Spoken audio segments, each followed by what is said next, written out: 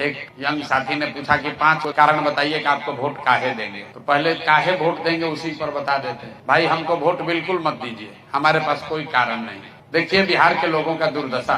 आप कह रहे हैं कि भैया आपको वोट क्यों दें, आप पर भरोसा क्यों करें। हम सामने से कहते हैं भैया हम पर भरोसा बिल्कुल मत करो। अगर मान लीजिए कि हमको आपको धोखा देना होगा तो हम इतना बुर्बक तो नहीं है कि आपको कहेंगे कि हाँ भैया आपका गर्दन काटेंगे। तो ये तो सवाल ही बेमानी है कि आप पर भरोसा करें कि न करें। भैया धोखा तो नहीं ना दीजिएगा।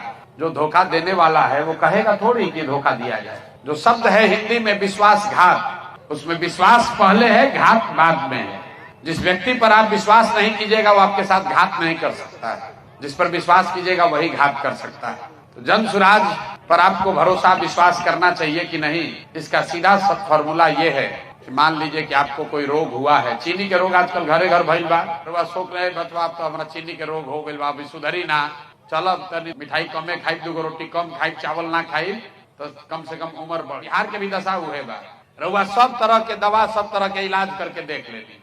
आपने कांग्रेस का इलाज कर लिया, आपने लालू जी को देख लिया, आपने नीतीश मोदी को देख लिया, आपका दशा सुधरा नहीं। जैसे चीनी के रोग होला उससे आदमी जल्दी मरे ना, लेकिन वो अंदर अंदर घून के तरह आपका शरीर खराब कर देता है। तो बिहार का भी दशा वही है। जी रहे हैं हम लोग, थोड़ा बहुत सुधार हो जाता है, वो सड़क बन जाता है, वो ट्रेन आ गई, बिजली आ गई, इतने में आदमी कहता चलो भाई काम चल रहा बा। लालू के समय के मुकाबले कुछ स्थिति सुधरल बा, लेकिन आदमी कैसा घसीट घसीट के चल रहा बा। मान ली के चीनी के रोग में जियता नहीं, वही में कोई आके लड़का कहल के भैया एगो बंगलोर में डॉक्टर आई बा, अमेरिका से दवा लेके आई बा, कहता कि दवाई हो तो चीनी के रोग ठीक हो जाए।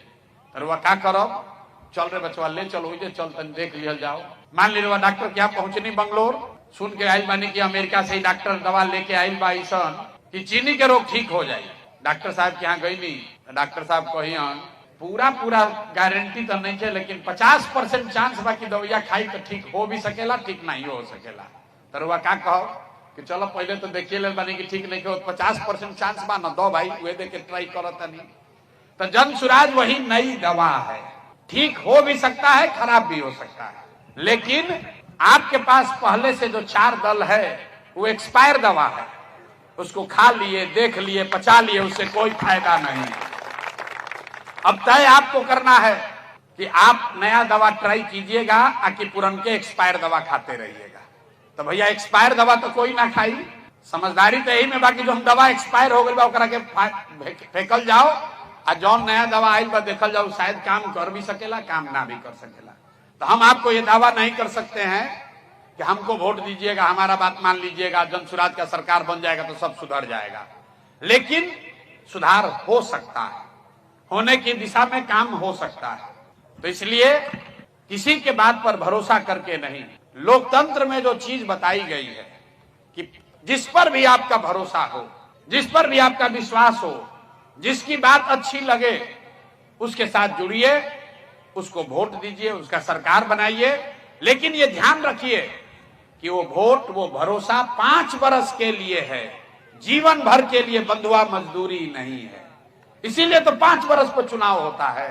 रवा कभी सोचनिया कि 10 वर्ष पर चुनाव काहे नहीं के हो, सरकार इतना खर्चा करके 5 वर्ष पर चुनाव काहे कराता है। इसलिए कराता है कि जिसको भी आपने वोट दिया, जिस पर भी आपने भरोसा किया, अगर उस वोट का वो कीमत अदा नहीं किया, आपके भरोसे पर खरा नहीं उतरा, तो नागरिक होने के नाते आपका ये जिम्मेवारी है कि जितना मजबूती से उसको वोट देके जिताए हैं उतना ही मजबूती से झाड़ू लेकर उसको बाहर भगाइए, नहीं तो आपका जीवन और आपके बच्चों का जीवन नहीं सुधरेगा।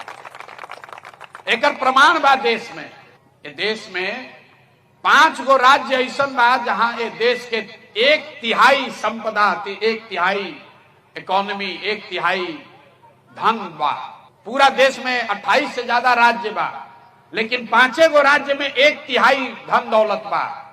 जीडीपी 5 ही राज्य में 1/3 है। कौन कौन 5 राज्य है? केरल, तमिलनाडु, कर्नाटक, आंध्र प्रदेश, तेलंगाना। 5 राज्य में 30%, अब बकिया में सब जाना बा। तो 5 राज्य में हमने के देखे के चाहे कि भाई जब देश आजाद भइल तब बिहार और तमिलनाडु बराबर के राज्य रहा। अभी मुन्ना जी कहता कि बिहार के बजट बा 3,17,000 करोड़, तमिलनाडु का बजट है 7,80,000 करोड़। तो जब देश आजाद हुआ तो तमिलनाडु और बिहार बराबर था 1965 तक। अब तमिलनाडु आपसे 3 गुना 4 गुना बड़ा हो गया, क्योंकि आबादी उसका हम लोग से कम है। तमिलनाडु का आबादी है 8 करोड़ और उसका बजट है 7.5 लाख करोड़। अब बिहार का आबादी है 13 करोड़ और बजट है 3,17,000 करोड़। मतलब करीब करीब तमिलनाडु आपसे हमसे प्रति व्यक्ति 4 गुना बड़ा हो गया। तो ये चारों 5 राज्य में, केरल में, तमिलनाडु में, आंध्र, कर्नाटक में का ऐसा भइल कि राज्य सब आगे बढ़ गए। आदमी कहा था कि भैया भ्रष्टाचार बिहार में बहुत बा।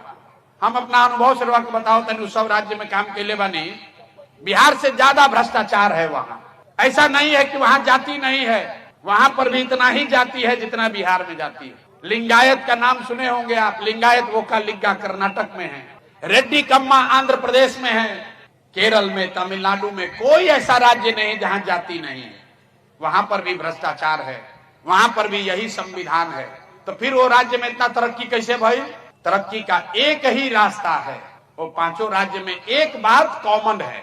अलग अलग भाषा बोला जाता है वहां, अलग अलग पार्टी का सरकार बना, लेकिन एक बात 5 राज्य में कॉमन बा कि 78 साल में कोई दल, कोई नेता ऐसा नहीं हुआ जो 10 वर्ष से ज्यादा वहां मुख्यमंत्री रहा हो। जनता जो है हर 5 वर्ष पर वहां लोगों को पलटती रहती है, हटाती रहती है।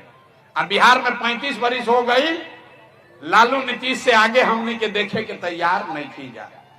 तो ये क्या बताता है? लोकतंत्र को जिंदा कीजिए। नेताओं के मन में, दल के मन में डर होना चाहिए कि अगर हम काम नहीं करेंगे जनता हमको वोट नहीं देगी, हटा देगी। तमिलनाडु में, केरल में आदमी डेरा ताड़न जे सत्ता में बा कि हम कतनो काम करब 5 वर्ष में जनता हटाई। अब बिहार में आदमी कहता हम कतनो काम ना करब जनता हमारा के वोट देबे करी। लालू जी से डर के दी ही, चाहे भाजपा से डर के दी ही।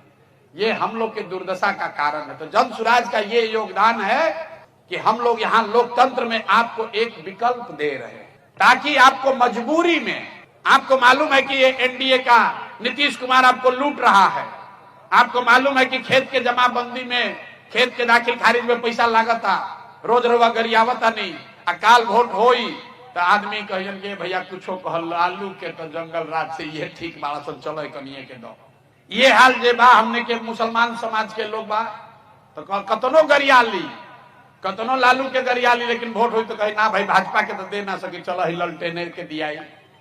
तो इस राजनीतिक बंधुआ मजदूरी को खत्म करने का उपाय है कि बिहार में एक नया विकल्प बने, ताकि जनता को एक विकल्प रहे कि दोनों ठीक नहीं लगता है तो तीसरा को दिया जाए। तो जन सुराज का ये योगदान है।